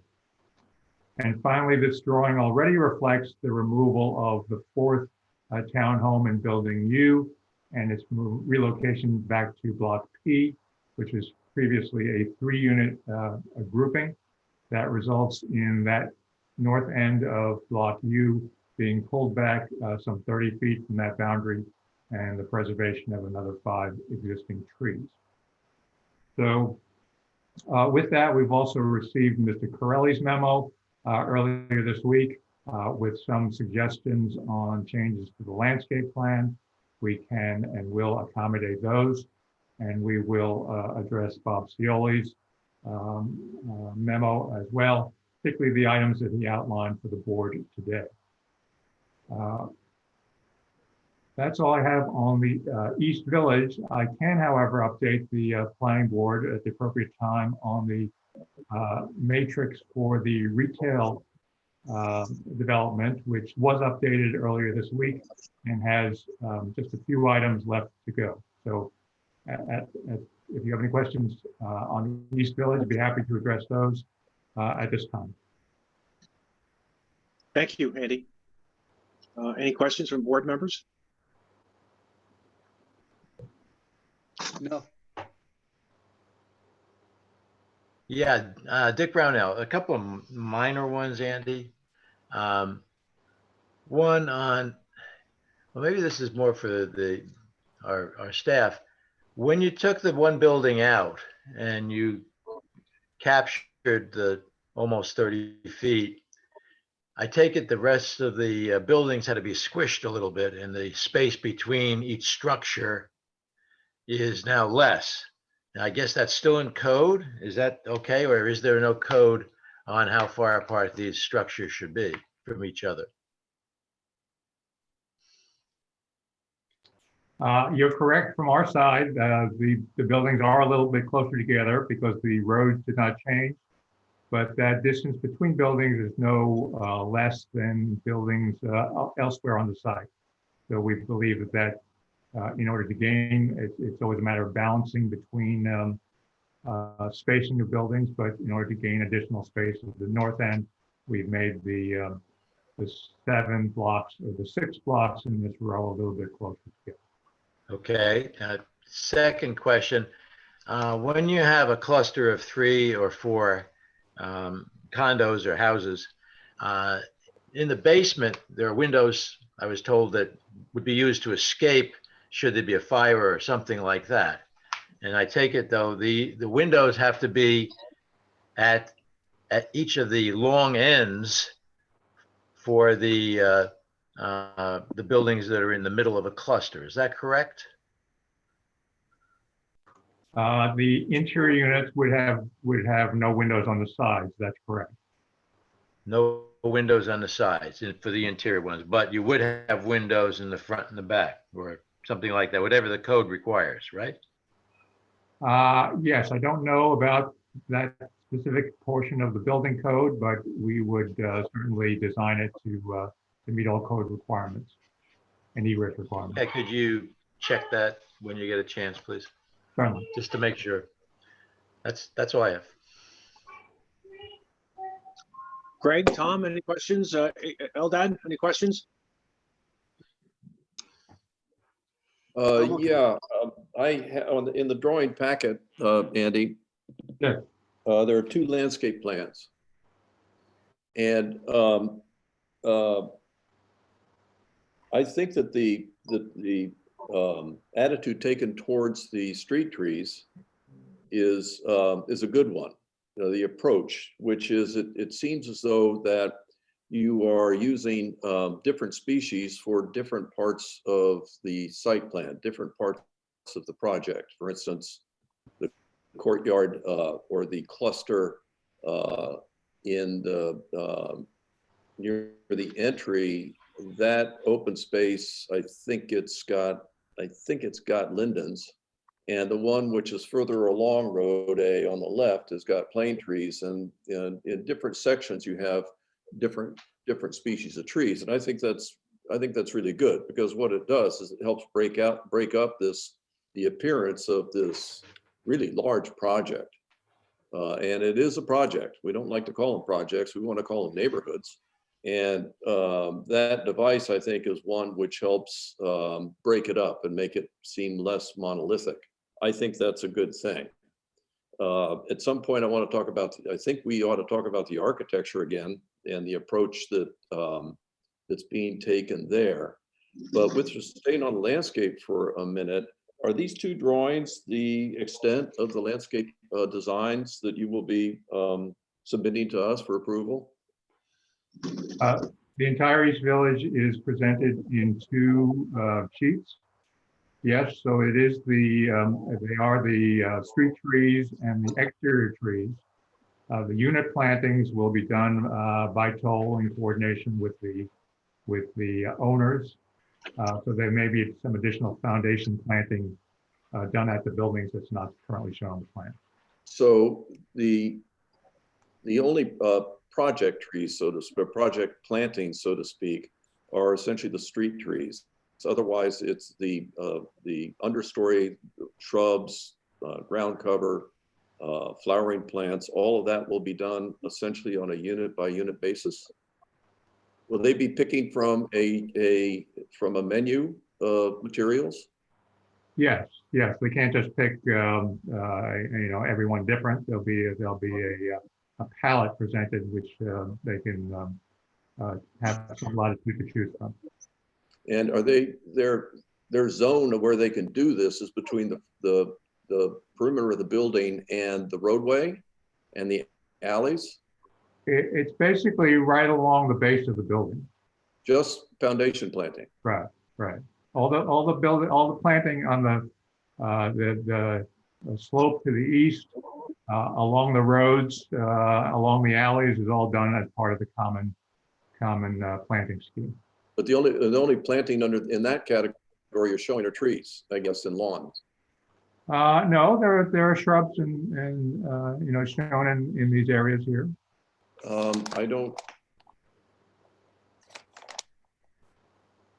Okay, I do see that. Would it be possible to get a portion of this? I don't know what it would be. Maybe it's the area to the south. It's near the entry, that one courtyard area, and Sure. Yeah, right up in there, and to the right of that, maybe phase one, all of phase one, or in phase two, or portions of it, larger drawings so that we can see what the intent is there. Certainly. Because it's kind of hard to read at the scale, and I think it's critically important that this be be paid attention to in a special way. And not that the Toll Brothers would do anything willfully improper or anything, but I do think that it's important for us to understand how that's going to work and what it will look like, because I do think there are better ways to do it, especially in support of the notion that we don't want this to look like a large project. We would rather find a way to break up sections of this development, I think, sections of this big development to have sort of differing characters of some kind, and to have essentially sub-neighborhoods out of the overall plan. And the landscaping is one way in which that can be done, I think, in a very effective way. I think it's a great point, Tom. And that does get me back to the architecture. We had some great discussions earlier on when the Toll Brothers came in with their proposal for what the architectural treatment would be. And like in the landscape approach, there was a palette of materials that homeowners could pick from and have their home built accordingly. But it ended up being a mixture of, I think, 4 different materials. I think there was clapboard, there was stone, there was brick. Maybe it was just 3. Maybe there was some stucco in there also. But these different materials that would be applied in random ways to each building or each row house. And the overall effect was they all looked the same as a consequence. Even though there were slightly different arrangements of the palette, it all looked the same in the end. And it again was looking like one big project. And we got to a point where we said, well, maybe instead of saying that you have to have these 3 different materials, you can pick type A, type B, or type C. Let the homeowner decide whether he wants it to be all brick or whether he wants it to be all stone, or whatever the homeowner would like to have his particular home look like. I don't know if we ended up with a definitive answer on that one. I thought it was a great discussion, and Toll Brothers seemed to be amenable to going down that road and seeing what it would yield. Hey, Tom, it's James. So I think actually the end of that conversation, we may have come almost full circle. And I think you had made a comment like, you could make a really good using all stone and siding or something to that effect. Where we stand with that is we're open to the board feels most comfortable with. We think we can be successful in designing more flexibility and more choice for the individual customer. We think we could be very successful in controlling how the materials are applied to suit kind of where the board is looking to go. So long as we have clear direction, we believe we'll have no problem executing. Well, that's great. Thank you. And now to sort of muddy the waters a little bit, I spent some time in London between the last time we had this conversation and today. And you probably are maybe familiar with some of the neighborhoods which are just north of Regent's Park, up in there off of Abbey Road, Camden and Hempstead and North Hempstead. And these areas have some of the best neighborhoods in London, and they were developed by developers. They weren't developed 93 units at a time or 91 units at a time. As you know, they were done the way these things are normally done in an urban environment, where the developer would come in and do like a 4-pack or a 6-pack or an 8-pack on a street, and then maybe a little bit later do another one, or another developer would come in. Sometimes a homeowner would come in and build his own home, but the success of those neighborhoods, I think, is that there is, in many cases, there is sort of a uniform treatment of materials generally, which really identify that neighborhood as its own place. And, or within certain neighborhoods, there is a variety of materials and a variety of architecture, but it's all done at the same scale. And it's done in a way that there are groupings of homes that help make up the neighborhood, groupings of homes that are similar to each other. And part of the success of that, I think, is you do get some variety, but you also get some specific identity. And you end up with a big neighborhood, which actually is broken up into these smaller parts. And in the same way that we're talking about landscape and using landscape, and I thought that the approach to using the trees was brilliant. And maybe we can do that with the lower scale landscaping, shrubs and so on. But maybe maybe you would like to consider, take it back and think about it, that you actually help break up this neighborhood by making some neighborhoods architectural. And I'm not suggesting you change the unit type from place to place. I understand that that's, you know, what the floor plans are and how the 4-packs go together and the 3-packs and 3 bedrooms and 2 bedrooms. I understand all that, but it's the architectural treatment of those that maybe varies from one part of the development to another. As you go down Road A on the right, there is a neighborhood which is predominantly brick and stone. Let's just make something up, brick and stone. You go further up down the road and Road A, and on the left you're in a neighborhood which is more stone and clapboard or more wood, so that you are breaking up the neighborhoods in that way. It's maybe something you've done before, maybe something you haven't, maybe it won't work for you, but I think it would help, I think, make a better neighborhood. I think that it would add some variety, break it up to be something which looks like it was built over time, and this will be built over time in phases. So maybe it's something you want to consider and think about as an approach. Yeah, I understand what you're looking. Yeah, so maybe the units that are up front are stone and siding predominantly, and stuff along the spine road that's more of like a traditional row could be maybe potentially more brick influenced. And I understand. Yeah. Whatever it might, whatever the right place and the right combination would be, that might be something that I think would end up being making for a much more a very handsome neighborhood. I think we'll give it some thought. Thank you. I have some questions. Being new to the board, you'll have to excuse me if this material has been covered before, but I have questions about the trails and the open space. One, it's publicly accessible, open to all. Is that so? That's correct. And so are there any limitations, restrictions on it, hours or anything like that? There will generally be, we were just talking about this in-house the other day. I think there will be restrictions on use during daylight hours, for instance, and staying on the trail, so that those would be part of the homeowners association regular rules and be reviewed with the board to make sure that we still comply with the intent of public access. But it is a private property, so we'll want to manage that access. Right. And will there be any rules that are different for the public versus the private, or no? As to the trail, I don't believe so. Dave or Felix, you can, or James, you can jump in. But the purpose of the rules would just be to, we have what the trails go into wetland areas, for instance, to the east of the townhomes. We don't want people wandering in the wetlands.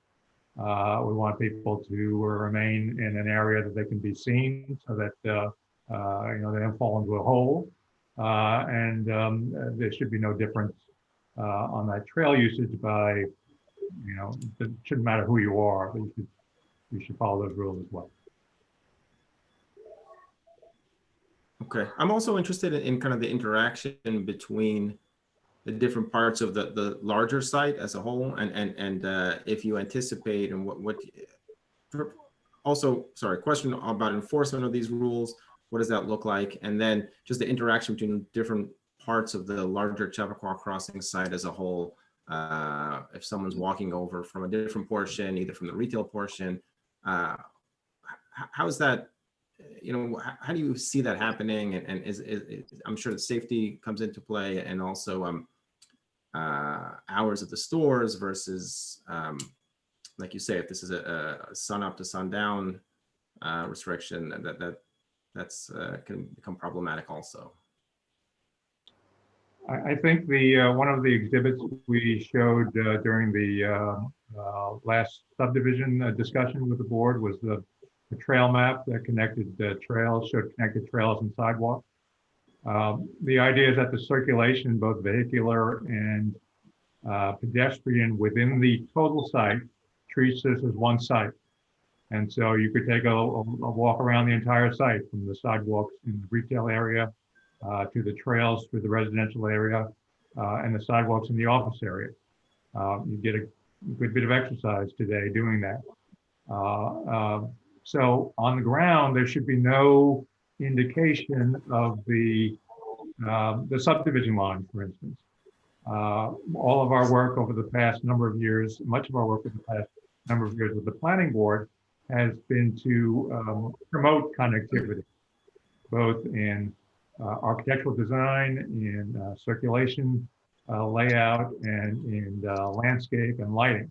So Chapel Crossing is one place with a lot of different tenants and users and activities that can happen there. But the idea is that you should all feel part of the same integrated whole.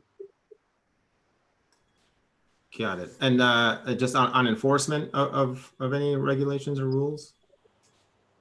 Well, we don't have a police force per se. We rely on the Newcastle Police Force if that would come to pass. The tenants are, all the tenants and owners at Chapel Crossing are subject to the underlying real estate agreements that talk about how tenants and residents behave. And we expect it to be in great part self-enforcing. If somebody's out of line, if somebody's parking there that they shouldn't be parking, eventually they will be asked to move and not park there. Or if somebody's doing something inappropriately, the police will be called and they'll be asked to stop doing that. So I think that the totality of the residents, be they commercial or residential, will help to self-police, if you will, self-order. Okay, that's helpful. Part of my concern is just a feeling of differentiation between public and private, and I would want to make sure that tenants in the East Village don't exert unnecessary ownership over what is publicly accessible. Okay, we understand that. Yes, and these would be residents, and these are ownership units in the East Village. Yep. That was a requirement of the town board that they all be simply owned. Eldad, I completely agree with that sentiment. And just some really, really quick ancient history here. When the proposal first came out to rezone for commercial development on the Reader's Digest property, there was a concerted effort by members of the planning board during that process to, instead of carving out a commercial retail parcel the way it ended up, and then subsequently carve out a separate residential parcel, our approach that we suggested and defended best we could was that instead it really ought to be done as a mixed use district. And as a consequence, these things could be better integrated with each other. I mean, you could have a town center surrounded by residential, for example. Town center is a strong word to use, but a commercial center, little town village center surrounded by residential, in which case these things would be self-resolved. Your concerns would be self-resolved because that's the way towns function. And those demarcation lines are not so clear and not so important. And as hard as we tried, it turned out the other way. And since then, it's been a struggle to try and get at least the imagery of some kind of a main street, the function of some kind of a main street. There was a real battle with Whole Foods that Felix was has been very helpful in all of this. Felix, in the battle with Whole Foods, try and get Whole Foods to give up that frontage of their parking lot so we get more shops on that side of Main Street, and they weren't willing to do it. To relocate their store so it'd be closer to Main Street and reorient it. We tried many different sketches and it never got there. And so as a consequence, these concerns now are looming in front of us, the ones you bring up. And I agree that that's something that you really don't want this residential neighborhood to feel like it's a gated community. And that's my fear. And I don't know. I mean, I think we've decided that there can't be any gates that you can close, you know, open and close. Right. That it needs to feel and will feel like a neighborhood that anybody can walk into. But that's why I wanted to drill down more into the details of the landscape and how that all works, and the relationship of the landscape actually inside this thing to the street landscape on the outside of it. Those things all, I think, all contribute to trying to make it feel like it's one place. And I think that's one of the next challenges in front of us. I agree with you. Thanks, Tom. I appreciate the history too. Yeah, you're welcome. Anyone else, anything? Any questions, issues? I had a couple of quick things, Andy. When I went through the various maps and plans, when you take a look at the loop road, and again, when we look at the wall, the reduced height of the wall, again, please give us the max height and the average heights. And it didn't seem like you were putting any kind of vegetative treatment on the eastern side of the loop road in front of the wall. Is that a change? Because at one point there was, but maybe you had to reconfigure things when you moved some of the buildings around. But if you could just, you don't have to answer now, but look at that and consider it.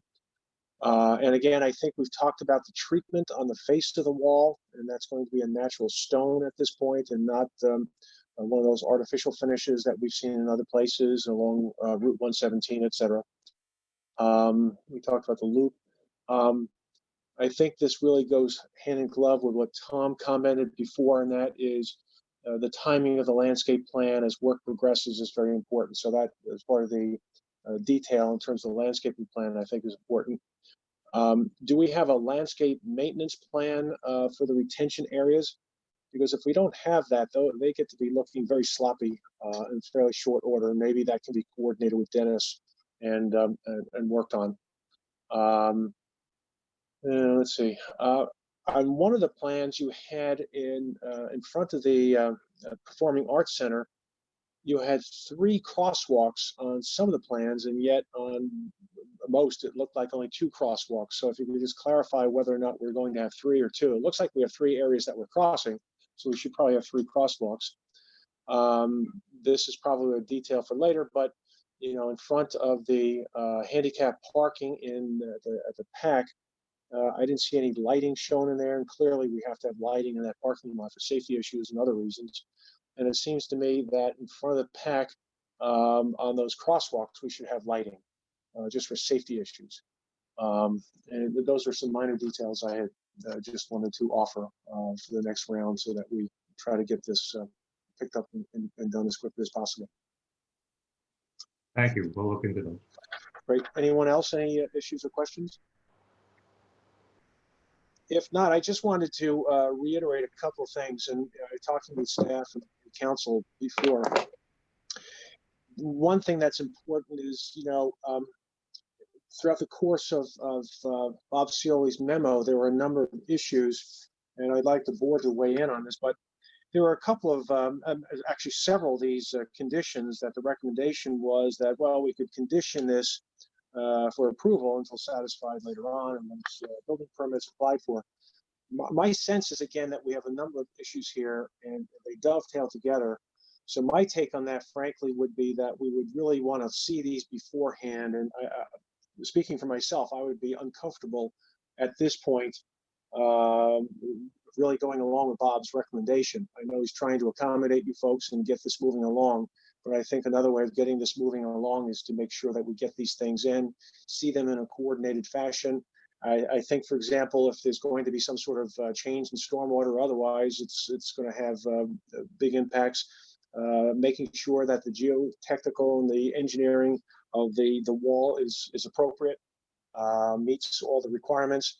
If it doesn't for some reason, I don't know how it wouldn't, but if for some reason there's kind of an issue there, I don't think I feel comfortable just leaving it to staff. I think it's policy issues. I think that the board really needs to be involved in those. So does anyone have any objections to that on the board? You know, I talked to Bob. I didn't want to hurt his feelings in terms of his recommendation, and we normally follow those, but I just thought the totality of the number of issues, some are minor, and we've heard from council that they've already started to take care of these. They haven't seen the memo from Bob until just before the meeting.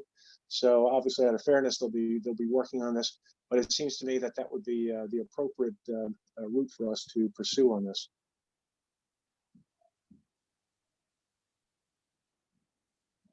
You're muted, Dick.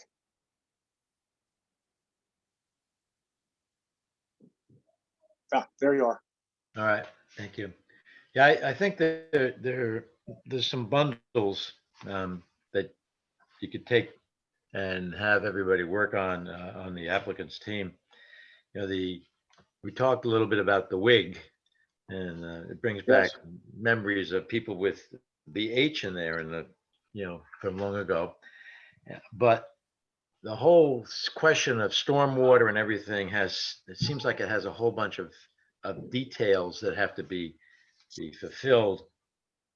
And while I could see, getting, saying, well, we're not going to worry about this one, just get it done before the signing. I think there's enough on that issue that it should be set up, and I think the discussions with the WIG will hopefully get to the point where some things that were added by his team or her team are not going to be added, and you can then get the whole stormwater story taken care of. That's one. I have, let's see. There are several other reports that have to be, or applications that have to be put in. Those should be worked on so we know where we're going. I guess we've had a lot of discussion all over about what option we're going to have for the loop road, and I think that I have no problem with the filling at all. I think that would reduce the amount of fill or cut that has to be taken off site. But still, there's safety features with the wall, and as you said, Bob, there's fascia questions. That is a bundle of things that have to be done. So I think that maybe Bob Cioli could go back and take a look and see what he has on the whole question of the Chappaqua Performing Arts Center. I think that's one that could stay the way it is. There's a lot of details there. The safety issues, because there'll be a lot of older people probably going to those shows. So I see, the stormwater, the loop road, whatever permitting has to be done for that, whatever has to be finished for, the Chappaqua Arts Center. I think those have to be pushed forward along with the other things that have to be pushed forward. But there would still be a bunch of smaller things that I think I could live with. As okay, they're not complete, but they could be completed very easily when you get to the point that you see the light at the end of the tunnel. Right. Well, again, I think the applicant volunteered to work with staff, and I think updated the matrix that we have for the retail, which I think is, from what we're hearing, is being reduced to a fairly low number. But I think would be very, very helpful to set up the matrix, work with the applicant, maybe Matt and Bob can work on this, get an updated matrix for the East Village. So again, we have a roadmap and know exactly what we have to do and how we have to check off things to get to the finish line. And then there were a couple other things that I think we spoke about separately this morning. We'd love to see the proof that the master subdivision plan has been filed with the county, that all the filings of the easements and declarations set forth as conditions in the final master plan, the master subdivision resolution was submitted for recording. The application for the preliminary subdivision approval for the re-subdivision of the East Village parcel, lots 92 and 91, the townhomes and one common land. That's been filed. The update on the satisfaction of the outstanding conditions of the retail site. Again, we spoke about that before. And then, of course, just again, setting up this coordinated matrix for the East Village. So our thinking on it was really just to keep things moving, was to look to schedule the applicant back for that, Sabrina, was the June 17th meeting? I think that was it, that Wednesday meeting? I think it was June, hang on a minute. Felicia, what was the date of the June meeting? June 17th. You have a June 2nd and June 17th. Yeah, June 17th. Yeah, it would be June Wednesday. June 17th. And I think the materials need to be in by the 26th or 22nd. It was the holidays, the 25th. So on or about May 26th. It was May 26th. Yeah. So if we can get that material through and get this information in, my phone's going to start to wear out, but if there are any things that I missed in there that you want to emphasize to move this along, I think that would be good to hear. Bob, if you covered most of it. One of the reasons that I think your concern about deferring the planning board getting information on this application is that we're almost 4 years down the road on the retail, and we still have conditions. There we have 130 some odd conditions to start with. I'm not suggesting you follow that routine again. There's time that the applicant has now to address these informational matters that Bob has set forth in his memo, and to the extent that they can be addressed, they should be addressed before the board makes any decision, which will make, once a decision is made, the time frame between the actual adoption of a resolution and the issuance of a building permit much shorter than 4 years. Good. Okay. So does that time frame, Andy and Mark, does it seem like it's feasible for you for the next time around? I'll defer to Andy.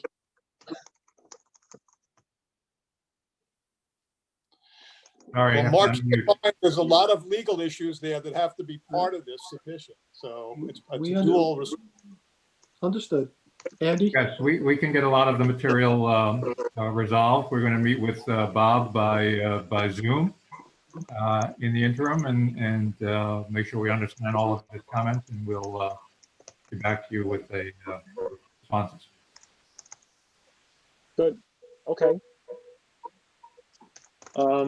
Fine. Anyone else, anything? If not, shall we see you then in about a month or so, and look forward to making some good progress. Thank you very much. Okay, thank you. Good night. Thank Yeah, you. Good night.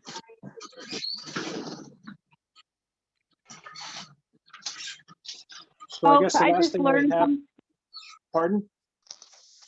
I was just going to give you a little tidbit of an information that I just learned.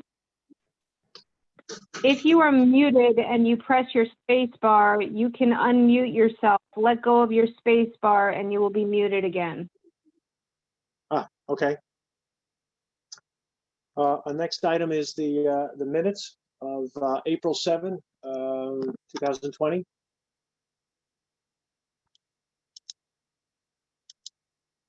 I know we had some changes.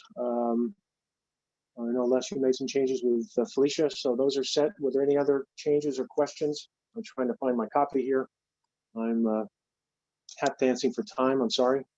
But does anyone else have any questions or issues on that particular set of minutes?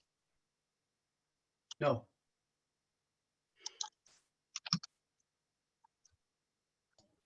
Okay.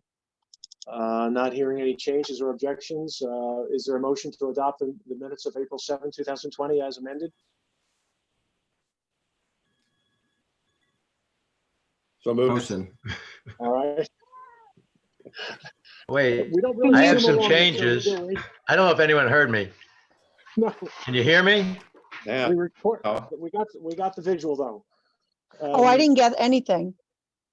Okay. Wait, Well, we what can- happened? I'm not quite sure. I, There are changes. Dick has changes to the April 7th minute.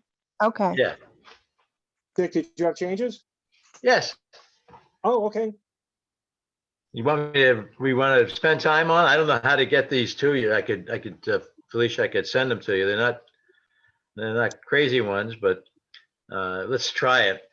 Page 2, line 48. Okay. I would use are instead of is. Our common area. Yeah, instead of is, Okay. because it's plural. There's two things in front of is. Page 3, line 11. I would use site instead of site. So get rid of the short one and put in the one with the, the G Got and the it. H. Yes. All right. Now at the end of line 11, going into 12, there's a, let me see here how I word this. Oh yeah, that there is a safety problem. I would change it, that there is a safety problem at the corner of Route 117 and Roaring Brook Road, instead of saying the safety problem. All right, that there is a safety problem at the corner of Route Route 117. 17 and Roaring Brook Road. Right. Okay, and then in the same, on line 12, farther along, could you eliminate be looked into as and replace it with, just eliminate be looked, be looked Okay. into as. It's kind of clunky. I may have certainly said it that way. And then also where the word cars is, Yes. where it says cars come in, I'd replace that with cars enter Roaring Brook Road from the south off Route 117. So it's clear what part of the corner that I'm concerned about the safety. I mean, there is one lamp post there, so that would stop, a car in that area. That this doesn't have to be put in there, but it's still, Okay. I think, easily can be fixed. That's it. Okay. And if Okay. you're not clear on any of this, Felicia, you can give me a call and we can go through it, in more detail. Thank you. Terrific. Okay, any other changes, anyone? If not, is there a motion to adopt the minutes of April 7 as amended? So Motion. moved. Second, Second. all in favor? Aye. Aye. Any opposed? Thank goodness. Okay, motion's carried. Okay, very good. Again, Les, thank you very much for your kind words, and thank you very, very much for your, well, I can't speak for all 32 years, but your many years of service. I hate to admit how many of those years, but thank you very, very much, and thank you for the kind words. And you'll be missed, but we're still going to pester you. And Clinton, welcome aboard. Welcome back. Oh my goodness. Anyway, all the best. And, Tom, yeah? Yeah, I just wanted to say to Les, just thank you. I've been on the board, off and on the board since, geez, I think it was 95, Bob, when you got me roped into this, and I still haven't forgiven you. Which time? But yeah, and Bob, look what happened. His hair turned white, But is Les still with us? Yes. Okay. Les, I just wanted to say thank you. You have been really stalwart in your support of the board. I cannot imagine a better partner than you. There were so many times when I just get my hair on fire about something. And I learned early that instead of just embarrassing myself in public, I should call you first. And I did often, and you were always there, and you were always the calm head and the sage advice that sort of kept me from just jumping off the ledge. And I really, really appreciate that. And you've been a true friend of the board and a professional that we were very, very lucky to have, and I count you as one of my friends, and I think that I tell Clinton that he's got some big shoes to fill, but I think he already knows that. Tom, thank you very much. I will never forget those calls. They were the highlight of my days. So we worked through a lot of problems. It's part of the job, and I'm happy that you had the confidence in me to call. Well, they were his therapy sessions as much as anything. For both of us. Thank you again. Les, it's Dick, all I can say is I endorse everything that my other peers have said. And I just wish you and your family the best for what you want to do and when you want to do it, and with who you want to do it. Thank you. And hopefully you can do it soon. All right. Exactly. Be a nice change. Terrific. And we hope. Look like a wide variety of things to do, unfortunately. Great. And Clinton, welcome. Thank you. Thank you. I'm certainly excited to be here. It's not at all like Les described it. It'll be good to work with Tom, Bob, Rena again. And I'm looking forward to getting to know Elliot and Greg and Jennifer working with you. So it should be good. But Les, I don't know if it's like you described it. I just don't know if it is. Go to a few meetings, then you'll see. Well, for your sake, I hope not. Welcome back, Clinton. Yeah. Exactly. In any event, is there a motion to close the meeting? So moved. Second, all in favor? Aye. Aye. All right, folks, everyone be well, be safe, stay healthy. Let's see if we can get back to normal someday.